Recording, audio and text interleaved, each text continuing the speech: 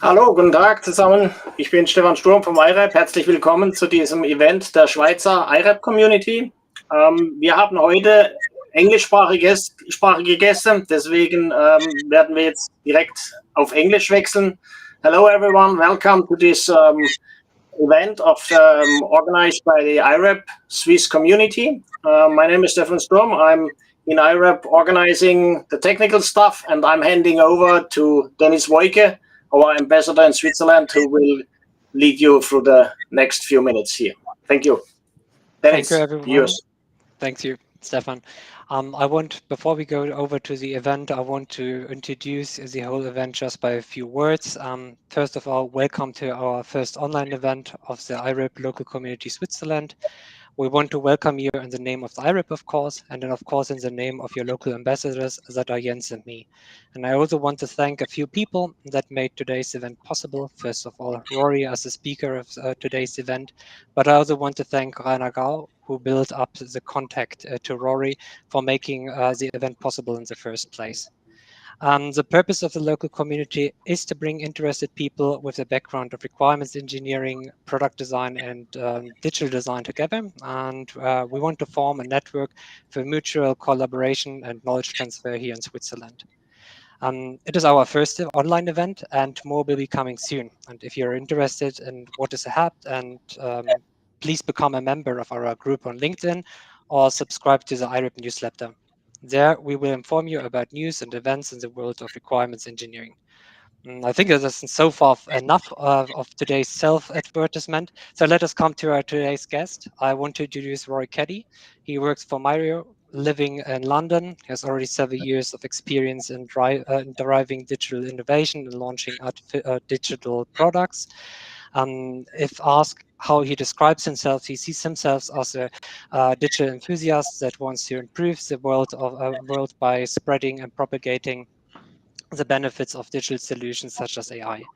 We all know more or less Miro, especially since the pandemic, it has become an essential tool in requirements engineering and mutual collaboration. With the introduction of their AI tool, Miro is going a new way for supporting the work for requirements engineering and other domains. And today's event, Rory is going to present these possibilities to us. If you have any questions, please write them into the chat. I will monitor the chat and hand the questions over to Rory during the presentation. By that way, we want to keep the event not just informative, but also interactive and inclusive. I think that is all what I want to say for an introduction, and so I'm going to hand over to Roy. Thank you for your visit, and the stage is now yours.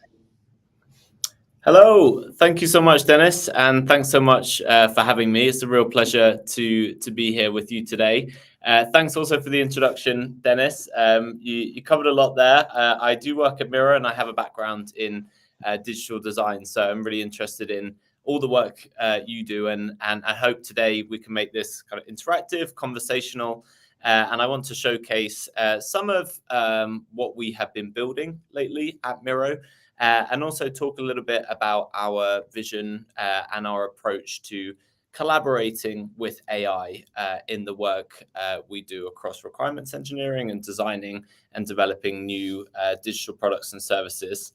Dennis, I've just shared the link in the chat, so I hope everyone has access to that.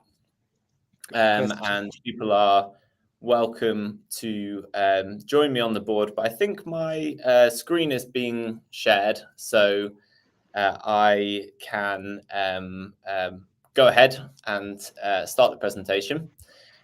You might be familiar with Miro as a product, you might not be. Hopefully by the end of this session, you'll feel pretty familiar. I'm going to go through a number of new features, functionality we've built, but primarily we're used by teams who are developing new products and services, innovations, and bringing them to market. So that's a big focus of how we are thinking about how teams can do that work whilst leveraging AI in the best possible ways. Let's get stuck in. So can everyone see my screen? Is that shared with you, Dennis and Jens? Not so far. Oh, okay. I think I shared before. I can see in the background. No, Oh, there we go. now we can see it. Nice. Fantastic. Cool. So yeah, feel free to join me on the board. You might get prompted to join the presentation. But firstly, yeah, it's good to be here and good to be back as well. I had the pleasure of speaking at your incredible Poland conference and got the chance to meet a lot of the IREB members and have lots of really fascinating conversations and follow-ups as well. So I don't know if anyone on the session today was there. If so, it's really good to see you again. I'm really glad that we've been able to set this up with the Swiss community group. So firstly, I'm going to be talking about AI and how we can leverage AI on a kind of team level and as a collaborator. And I'm going to be showing you why we think the Canvas as a platform, a digital platform, is uniquely well positioned to help teams leverage the value from AI. So if I go through, I'm not sure if everyone's been able to join the board yet. That's fine. But maybe if you post in the chat, or if you have joined me on the presentation, I'd love to kind of get a sense of like how you are using AI day to day, what this looks like. This is one of our interactive features that if you're a facilitator of sessions, you can leverage this. It's called the alignment scale. So it's a good way to, well, align on things that your team is working towards at the end of a workshop. But here, yeah, I'm asking, how confident are people feeling when it comes to using AI? And maybe, yeah, if you have thoughts or comments, post them in the chat and share with this group as well what you found particularly valuable throughout the session. I think that would be great for everyone else to hear.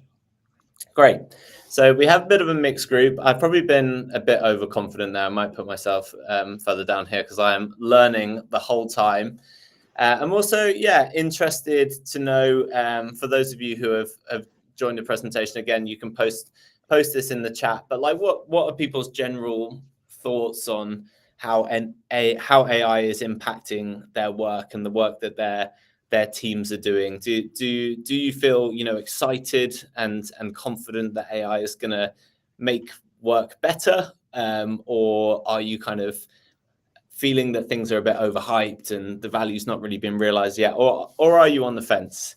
I think I am in the enthusiast camp, and I hope I'll be able to show you some of the great things that you can do, especially on Miro with AI throughout this session. But if I submit this with our polling feature, okay, so, well, people on the board are feeling confident, which is good. But of course, yeah, share your thoughts in the comments and in the chat as well. Would love to hear them. Before I demo some of what we've created, which I hope will be as valuable as possible for you and your teams, and of course would love to hear like feedback following this session. I think it's worth kind of stepping back a little bit and giving a little bit of context to what we have done. And of course, you know, there's a lot of talk about AI at the moment and what it's going to change and to what extent things are going to change. But sometimes, you know, with any kind of big technological change in history, it's good to sort of reflect on the past and you know, what has happened and if there are any lessons learned there. So you might recognize some of these paintings, or at least these style of paintings in London, where I'm based.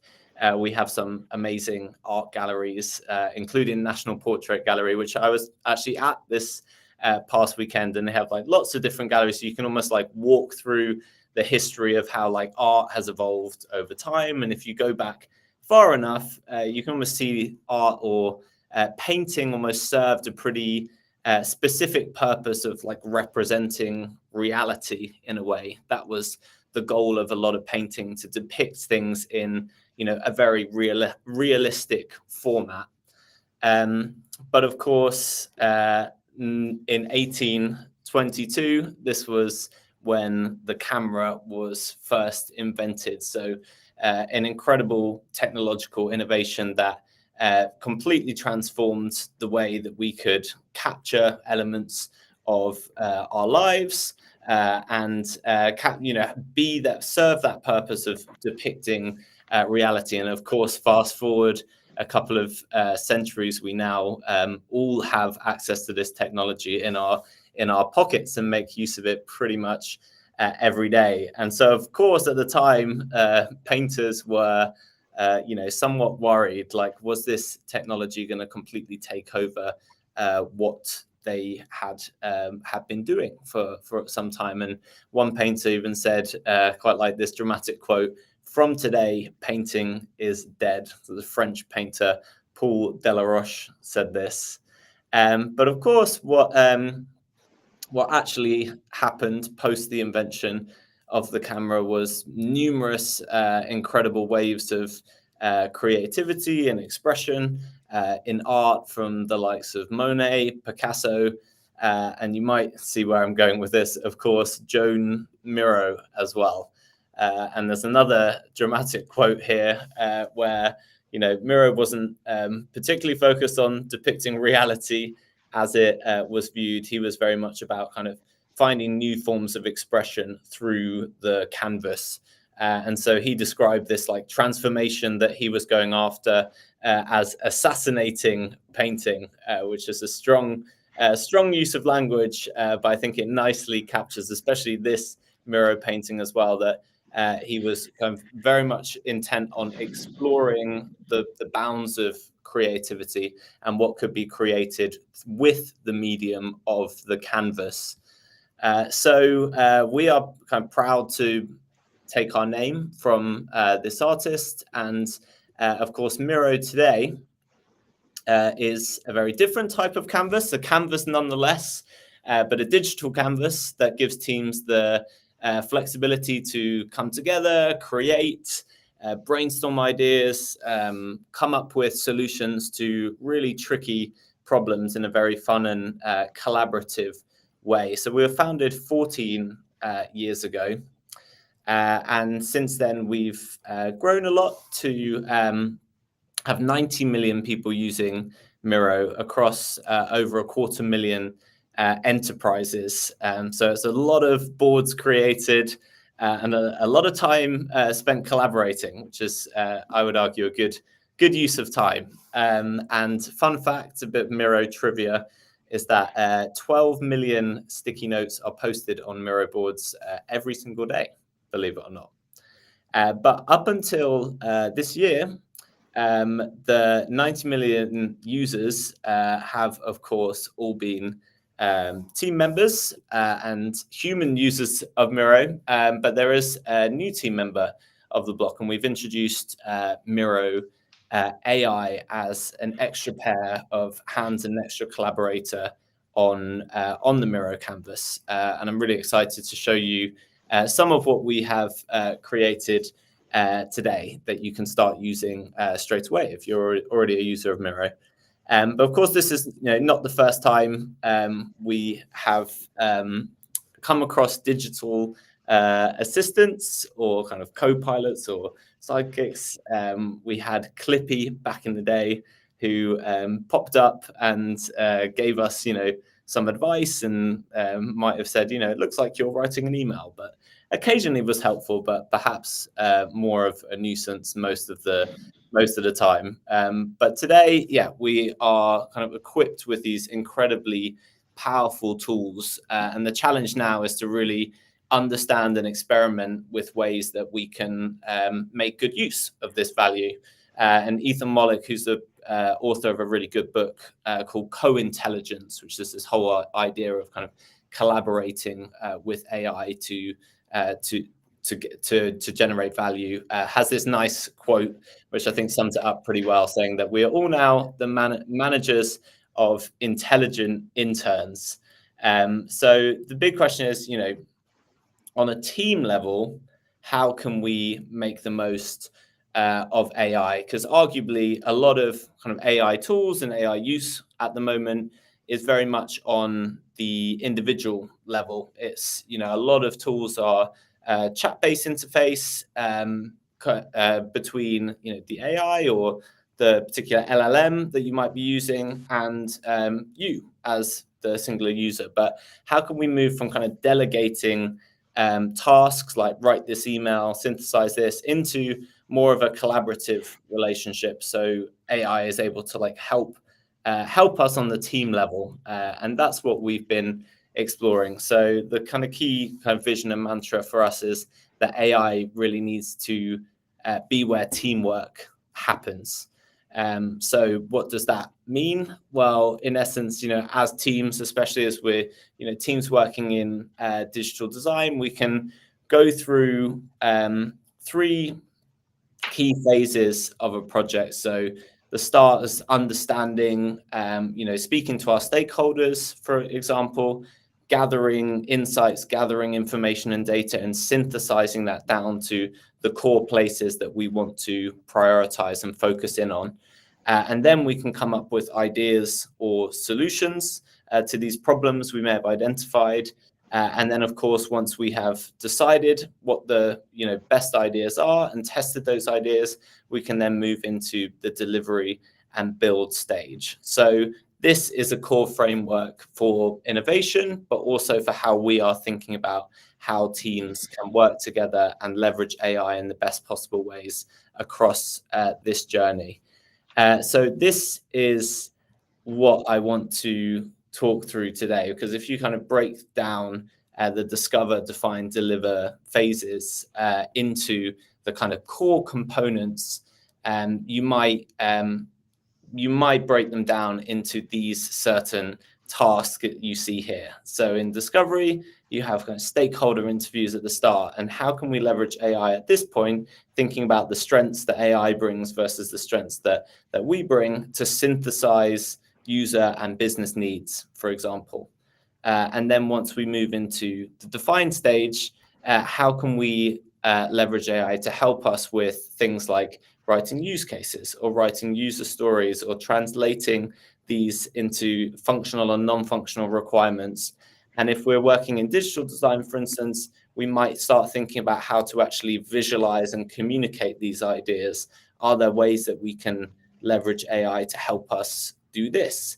And then as we move into the delivery phase, how can we kind of keep track of what we are building, the value it's bringing to customers and businesses, and bring that insight back into our plan. So it's kind of iterative cycle along the way. So this is what I want to showcase now, but with a bit of a simplified example, you could say. Here is a lovely Miro AI generated image of Switzerland. And I want to kind of imagine us thinking about designing a digital product that could improve the experience, say, of visiting Switzerland for the first time. I've had the pleasure of visiting Geneva and Zurich, so I am already a big fan of Switzerland. But I want to just go through now those 3 phases of a project that we might go on to address this challenge, and just think about some of the ways that we might start thinking about where we could leverage AI as a team and as an extra pair of hands or a collaborator on the canvas. So this is a challenge we're going after. How might we improve the experience of first-time travelers to Switzerland? Cool. So I'm going to move into a bit of a demo space now, just to showcase or imagine us working together on this project and thinking about some of the ways that we could use AI as we go through. So to start with, we're in the discovery phase. So we are synthesizing stakeholder and user interview data to identify some clear user needs. So let's say for this example, we have thought about speaking to the Swiss Tourist Board, some international tourists, and some local tourism providers. We can capture insights on sticky notes. And of course, IREB is very much an international organization. So the first use of AI that we might leverage here is to select some of these sticky notes and think about translating these into German or French, for example, to make sure that all stakeholders and anyone who's involved in this project is on board and can understand where we're going. So you can see there that I've selected the AI icon and then went to the translate, and then here we go. You will do a better job of testing out the efficacy and the correctness of these translations than I will. But yeah, you can see there first is especially if you're working across different teams, and a lot of the time those using Miro are coming together across cross-functional teams and not necessarily speaking the same language. That is a first use case of translating the content. So here we're getting a sense of what some of the kind of pain points are and what some of the needs could be. So from the Swiss Tourist Board, for instance, there could be a low turnout to cultural events that they want to increase visibility for. From tourism providers, there could be frequent complaints about tourists not finding offline info easily.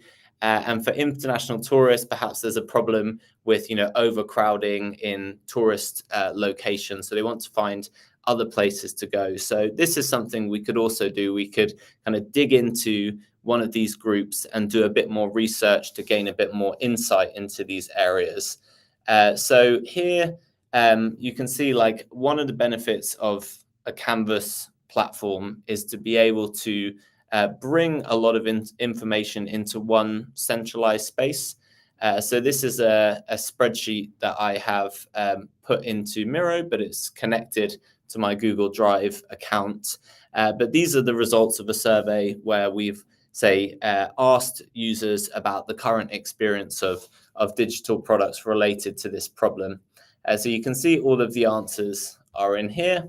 I'm accessing the survey from directly within the Miro board, but I can copy and paste these answers into Miro here as sticky notes. So here they are. And if I zoom up, you'll be able to see they are color coded. So that could refer to persona types, for instance, and you can see there's different answers or feedback related to the digital experience, like the app should support multiple languages, for example, is one of the answers here. But to help us, one of the things that AI is obviously very good at is synthesizing a lot of data quite clearly. And as a team, we want to be able to organize this information and understand it visually. So I can come back to the Miro AI icon, and you'll see this is where we translated the content. But here, this is the clustering. So we could cluster by sentiment if we wanted to analyze, all of the pain points, for example. But we can also cluster by keyword, which helps us to identify, some of the themes that are emerging around the user needs, for example, that we might want to focus in on. So, of course, this is something we almost want to do in collaboration. We want to have done the research ourselves, have that base level of understanding, but leverage the power that AI brings us to synthesize data on a bigger scale and perhaps, spot opportunities that we might not have spotted previously. So you can see here, there are some themes here around travel recommendations, language and localization features, real-time updates and bookings, sharing and social features have been requested, and then something around expense tracking and offline features. So we saw that as well from the first slide, some issues around kind of accessing content offline, for example. So we've synthesized lots of data here, perhaps on more of a quant level, but you could also bring in interviews that are transcripts with particular users or particular customers or stakeholders. and bring them all into one place. And one thing that we might want to do as a team at this stage, especially in the discovery phase, is to be able to summarize this content as output that we might want to present back to our stakeholders, for example. But with like a lot of AI tools at the moment, or the experience of using them, is the prompt is very much text-based. But here, you are able to select content, and the canvas almost becomes the prompt. So as with, you know, any data-related tool, like the quality of the output depends on the quality of the input. But if you have that all contained in one space, you are determining both the quality of the input and the quality of the output with relative ease. So in order to create a summary, I want to use this prompt here. So I want to summarize the key findings from this user research and identify the main pain points, needs, and behaviors for international tourists visiting Switzerland, then translate these into high-level requirements or design opportunities for a digital tourism platform. So I can copy this prompt, and at this point, I can select this as the context. So you could, of course, add much more information and much more data. But at this point, I'm going to come to the Create with AI icon on the left. And you'll see here, there are a lot of different formats that you can use to create with AI. So you can create diagrams, you can create docs, images, prototypes, which we'll come to in a second, sticky notes, and tables. So for this, I think a doc makes most sense. I'm going to paste that prompt about summarizing and identifying the high-level requirements or design opportunities. And then I will click go, and it will have a little think. It's brought us down here, and it's going to be reading through the content from the survey, and it's going to be reading through the qual insights and the other insights that we have from the stakeholders. And so it's collecting this and identifying, you know, some of the core research findings, and then some of the pain points that we might want to focus in on as we move through into the define stage. So it's doing a pretty thorough job. If I zoom out, you can see it's still going, which is great. And this is into the doc format that we have created in Miro.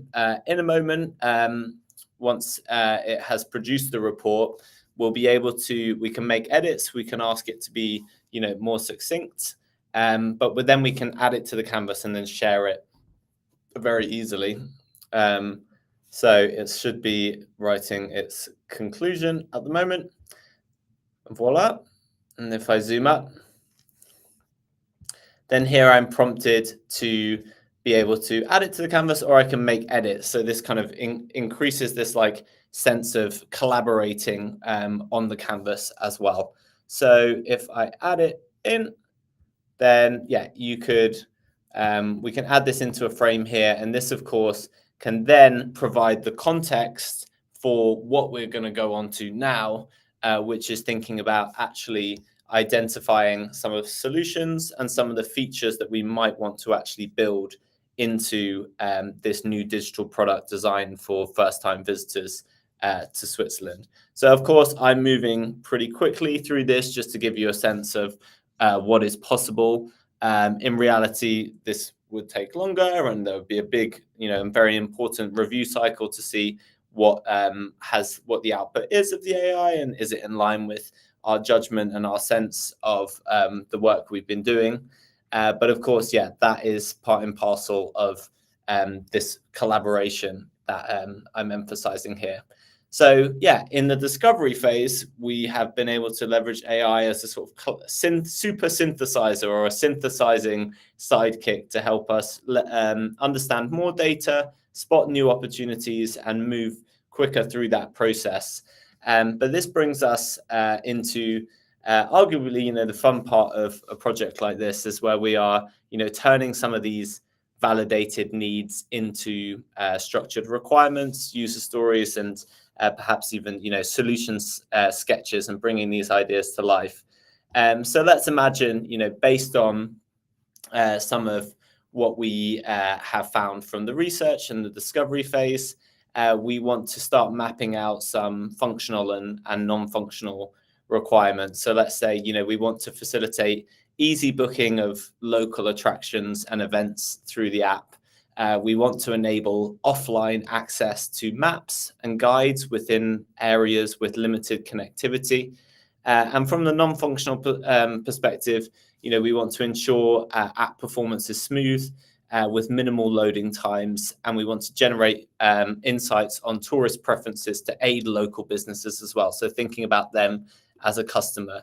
So we can create these, and then if we come to AI, one of the things we're testing in beta is this idea of actually being able to program sidekicks. So this is jumping ahead a bit, but at the moment we have a few sidekicks that have been programmed with specific knowledge and skills to help give feedback and generate ideas. There's a number of things they can do.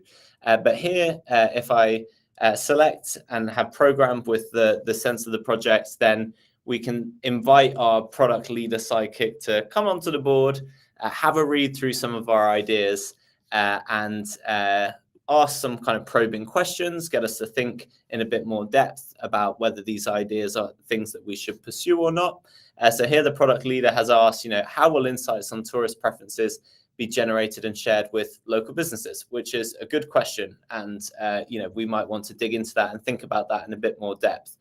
This is, the early stage of, there's a lot of exciting stuff to come in this space, which I can't show now, but we have an event actually, which I'm going to talk about at the end, which I'd love to invite you all to, where we'll be showing some developments of our platform in this area. But at the moment, this idea of having a sidekick as a specialized kind of expert collaborator in a number of areas, which you can invite to share feedback and build on ideas. So here we have made a start on functional and non-functional requirements. And now we might want to think about actually translating these into user requirements and business requirements and consolidating these in a more structured format, something that we can actually keep track of and use. So I'm going to select this, and again, can select the content here. And here, instead, I'm going to use the table format. So I'm going to ask, based on these notes, extract user requirements and business requirements. So I've selected that as context, but I'm going to select our research as well. And so it has the context of the research output, and it also has some of our ideas as well, which is great. This one might take a bit longer, but I think, one of the core things, I suppose, as we move through any project is we move through the kind of fun, messy work of like sense making into like more structured formats where we consolidate our work and maybe present back. So you can see here that it has responded well to my prompt, and it's listed user requirements and I think some business requirements as well. It's added a category which we might want to assess and change, and it's written a requirement statement as well. So we can add this to the canvas and we can bring this down here. But the nice thing as well about the canvas format actually is that you can have your requirements listed here in a structured way, but you can also add prompts directly onto the canvas. So this is called adding an action shortcut, which you can find here. And this, if I hover above, 1 second, it should let me show you, or if not, I will add an action shortcut and show you how you can prompt them. But here you can add a title, an action, so create with AI, and then you can go through and you can actually program what you want, and you can add these into your workshops. So as you're collaborating, you have these shortcuts built into the canvas. So here I'm asking the AI to read through the requirements table and translate these into a user story format. So it's going to have a think, and it should, if it works. All this is quite new, so sometimes it thinks a bit longer. But yeah, so we have here, we've gone from some ideas into actually translating these into user stories. So we're thinking from the business owner perspective. We're also thinking from the traveler perspective. So it's picked up on quite a few things, which is helpful, that we've captured in the table previously. So here we might want to think, with our team, which of these we want to take forward. We might vote on a couple of user stories that we want to focus in on and think about, how are we actually going to design this solution? What is this going to look like? And how could we actually visualize this and bring this to life? So I'm going to focus on a couple of these, like this one. Thank you to whoever added a little dot vote there. So yeah, this is good because this has come up in our discovery research that we identified that as a traveler, I'll just highlight this so people can see it. As a traveler, I want to overcome language barriers when visiting smaller towns and less touristy areas so that I can communicate effectively. What about this one? As a traveler, I want verified reviews to make informed decisions about attractions and activities. Okay, we like this one as well. As a business owner, I want the platform to offer booking integration with local attractions. Okay, this sounds good as well. So we've selected these three and say we want to actually start to bring these to life. And it's much easier to do that in a visual way. So I'm going to select these. And I'm going to come back to the Create with AI section. But before I do that, I'm going to come to this prompt that I wrote earlier. So you wouldn't have to watch me writing the whole time. But here, I'm going to go back to those pink stickies in a moment that we want to bring to life. But here I have written a prompt about create an interactive low fidelity prototype of a general tourist app for tourists visiting Switzerland based on these selected user stories. Include screens and flows for browsing attractions, finding nearby events, planning routes, saving favorites, and accessing offline content. So these colors that I'm suggesting are actually the colors of IREB. So you can select brand guidelines as well. And I'm going to come here and I'm going to go to this prototyping functionality. So this is in beta at the moment. And here, the idea is to be able to bring your ideas on Post-it notes for features, functionalities to life in a visual and interactive way. So we want a text prompt, mobile, multi-screen flow. And I'm going to paste this prompt. But remember, the canvas is the prompt. So we're going to select these three user stories as well, because we specified them in a prompt. And then we're going to try and bring this to life as an interactive prototype. So this usually takes a bit longer. So it's generating there. It will pop up in a moment. But yeah, I think to emphasize before we see the results, a lot of ideas that we go through are arguably, they get lost or they're not realized, and sometimes it's worth stepping back and just thinking why this might be. I quite like this meme here around before we build anything, let's PowerPoint the idea to death, because a lot of the time it's hard to move from like the idea into making something real and bringing some value to users and to businesses.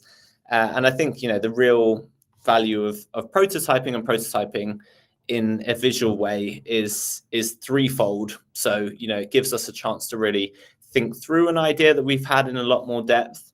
It gives us the opportunity to communicate this idea to our customers, to our stakeholders, and gives them the chance to click through the experience and experience it for themselves and really understand. And of course, through doing that, we are experimenting and learning what's working and what's not working as well.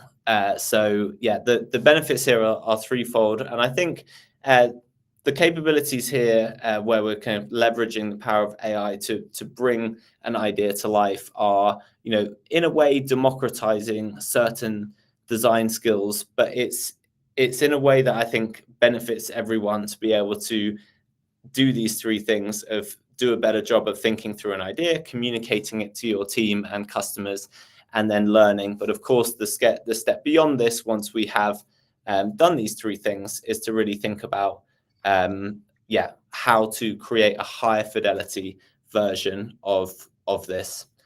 So it is taking a little bit more time, but I have made one. I have one that I made earlier. Oh, it has worked. I had a backup version just in case, but we don't need it, thankfully. So let's zoom in. So as you can see here, it's a starter for 10, right? It's helped us go in no time at all, or a little bit of time, where I used a bit of filler content to from those insights that we originally had about wanting access to offline content, different languages, and then coming up with ideas for a digital product or a solution that could solve those problems, into something that feels pretty real and interactive. So I've added it to the canvas, and we can even go into a nice preview mode, so we can have a look through, click through, and see, has it picked up on some of those ideas that we had as a group? Well, firstly, there were definitely preferences for multiple languages, and that's the first thing that's coming up here. If we click through, we have kind of welcome to attractions, events, itineraries, different sections of the app here, from favorites, offline content. That's another key thing it's picked up on. So you have the Zurich city map. You can access map or details about Lucerne as well, and Geneva. Nice. Okay, so you can see that it's picked up on the colors as well from IREB, but we could easily change these if we wanted to explore different color combinations. Everything's editable, everything is interactive and connected. So this gives us that ability to think through ideas and then communicate them to stakeholders and our customers. And then, of course, make improvements and iterations. And that is the key step before getting to our third and final section, which is, of course, delivery. So I'm not going to do another AI demo, because I think you get the idea of creating with AI now. But just to give you a sense of what you can create as you get into the delivery side of delivery phase of a project, I've used this prompt here on the left, which hopefully you can read, but I can unlock it to make it a little bit larger. I've asked to break the user stories, so the context that we had above, into development tasks for epics for a product backlog, group these features and indicate dependencies where needed, and suggest a done by date for each task, assuming a 2-week sprint cadence. So this was the output. I went in here, put the prompt in the table format, and you can see here it has delivered the output as a long table that, of course, we would have to review. And then if I click off the table format here, I can also change the layout to a Kanban view as well and move these cards around. And you could change this to do, doing, done. This has put it into a kind of list of prioritization, or we could go back to a timeline. Also, that's a timeline view, which can be useful in other situations, but we can go back to that table view. So yeah, getting us through into another format to really speed up what can often be like a super manual task of duplicating work and putting user stories and epics into multiple systems. You can do that from the Canvas space as well, and leverage AI to help speed up some of that work. Great. So just zooming out for a moment, this is a project we have gone on. We've identified some user needs from the research, and AI has helped us synthesize more data and summarize the output. We've been able to then leverage that as context as we've moved into the define stage and actually come up with ideas, brainstormed functional and non-functional requirements, and then we've actually been able to bring some of those to life as user stories and then visualize them as prototypes, which I think is super exciting to be able to think through an idea in more depth, communicate it to our customers, and to our stakeholders, and then make improvements and iterations, and ultimately move us through into the delivery of the new product.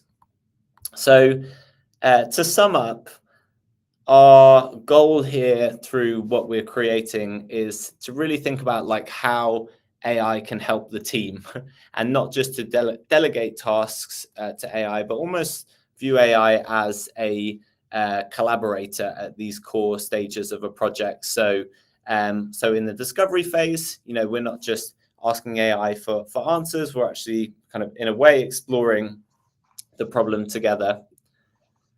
In the define stage, you know, we are drafting the solution, but AI can draft different, you know, solutions and prototypes, but we are directing what this looks like based on the insight that we've gained and also the direction that we want to give for the product that we've created.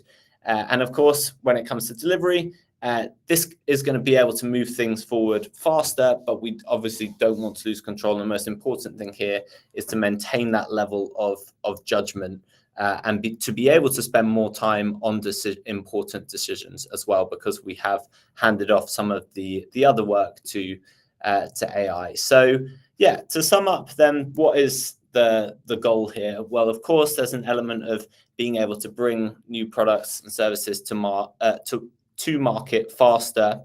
And we can do that now through deeper and sharper insights, through being able to synthesize more information and to be able to do that in one centralized space. But of course, I think one of the key goals here is to make sure that, you know, this leaves us the time to work on the more creative and strategic work and working together with our teammates as well to make work more energizing and empowering as well. So going back to the beginning, of course, you know, the painters who painted in this style previously were, you know, somewhat worried about what the impact technology was going to have, but we saw that, you know, this led to a whole new wave of expression and creativity. And arguably, you know, this is what we have before us. We're in the early stages, but it's based on us to direct where we want this to go.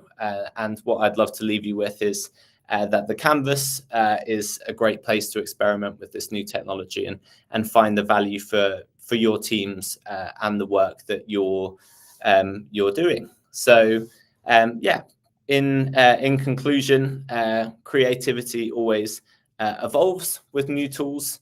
AI can be your sidekick or collaborator on the canvas, and this is going to leave us the opportunity to drive this shift as we move forward.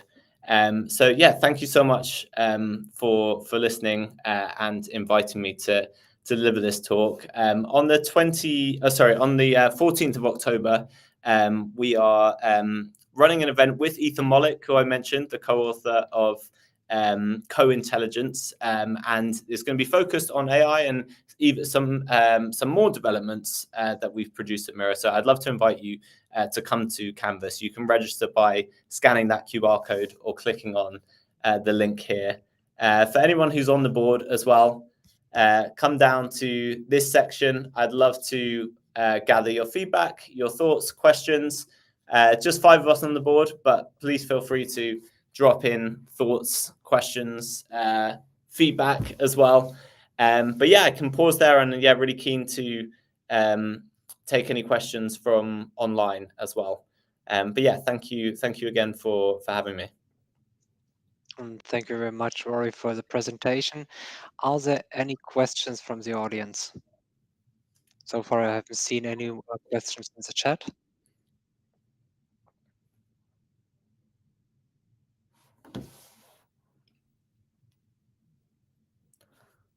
Do you have any questions, Dennis? So far, yes, because I find it really astonishing to see how you have produced the prototype just based on these three user stories, and as well with a few few ideas about how it should be actually modeled. Is it always working this way, or has this maybe even preset somehow? Might you actually explain it how it is working? Because for me personally, this is already well elaborated. So question is, how does this work on the back end, or how is it kind of taking the context? Yeah, the context. This is pretty interesting for me because we in general we have just 3 user stories, and to that based, the whole prototype is created. I see it as really astonishing. Yes. So I suppose in this example, I did write a fairly elaborate prompt. But yeah, the nice thing about the prompting, especially with the prototyping, is that you can keep it as kind of vague or as detailed as you like. So depending on what you're after, if you are just trying to kind of come up with an interactive prototype based on a loose idea, you can do that. And it will probably give a bit of license over to the AI to kind of fill some of the gaps, and then you can of course like tweak it once it appears like this. But here I was quite specific about like the screens I wanted it to create and even the colors to use. Yeah, it's kind of up to you really as to like how specific or how general you want to be, depending on what you're trying to achieve. Okay, thank you for the answer. I've got another question in the chat by Rainer. He asks, how does Miro secure company data so that it does not leak into the public domain, as was the case with ChatGPT? Yes, good question. I actually have a link down in some of the takeaways. I would recommend reading this white paper that goes into a lot of detail. I think on page 12, there's a useful diagram that basically talks about how none of the data that you have on your Miro board actually leaves your Miro board. It's converted into proxy data before it goes to the LLM. So we work with our own, but also partnership with OpenAI at the moment. And the broader vision is to be able to bring your own AI as well. So it's probably a bit cheesy to say, given that this is the Swiss community, but we almost want to see ourselves as like the Switzerland of AI. So you can choose which model is best for the task at hand, and even bring your own models to use. But yeah, the answer to that question in more detail than I can articulate is in this document. But yeah, in essence, the answer is that the data doesn't leave the Miro board. Okay, are there any further questions?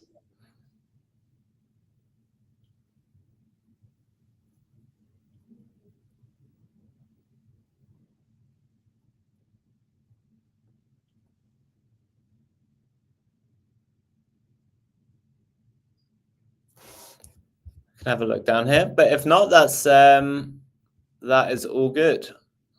You can see, yeah, there's a good level of confidence. Oh, I do have some questions here. So we just answered this. Files, applications like Power BI. Do we have any ideas on how all the company data stored on file shares, applications like Power BI or other repositories can be used in Miro?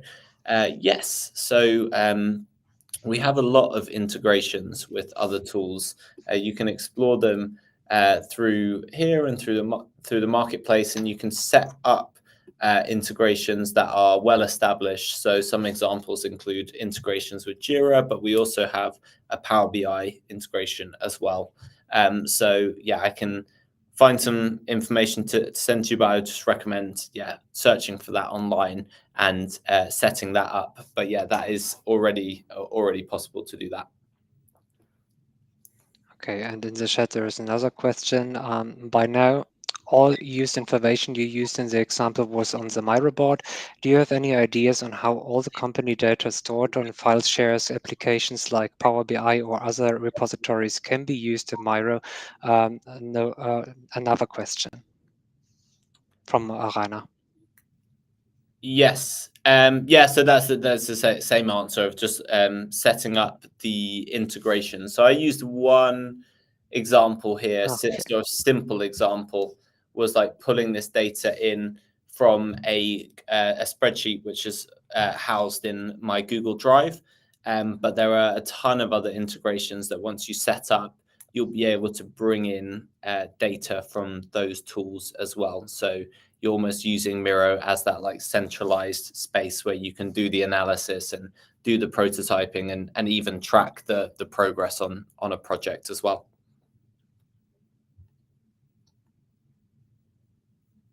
Yeah.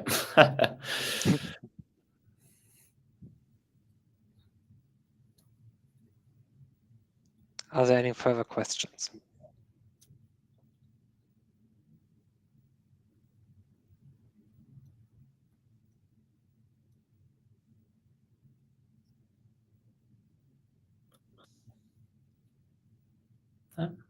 I think it's always a good thing to wrap up a bit early. So there's no problem if we have to do that. Oh, here's one.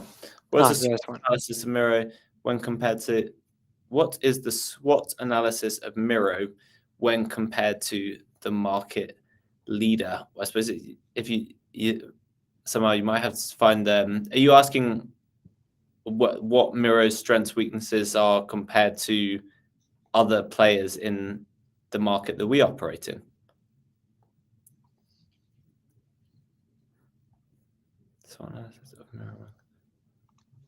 I'd say if that is the question, then I'd say one of the major strengths and opportunities is certainly around AI, and actually to Raina's question, the amount of integrations that we have.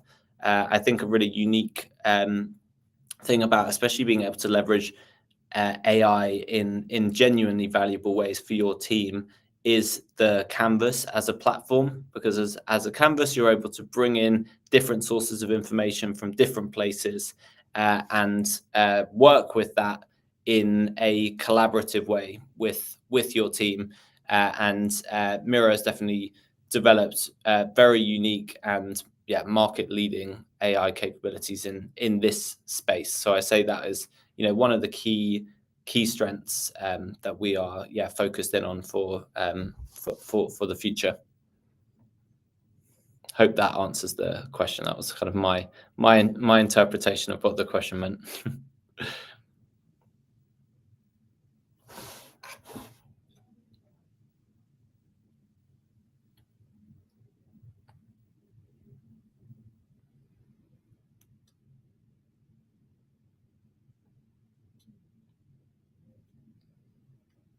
Any final questions? Any questions from you, Dennis or Jen? Not so far. No? Cool.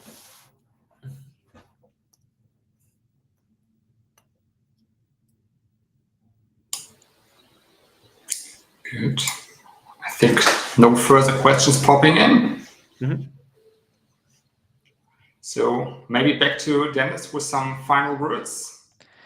Yes, thank you, Stan. Thank you very much for your time, Roy. Thank you for even the introduction to Miro and the application of AI within Miro and how it can actually help.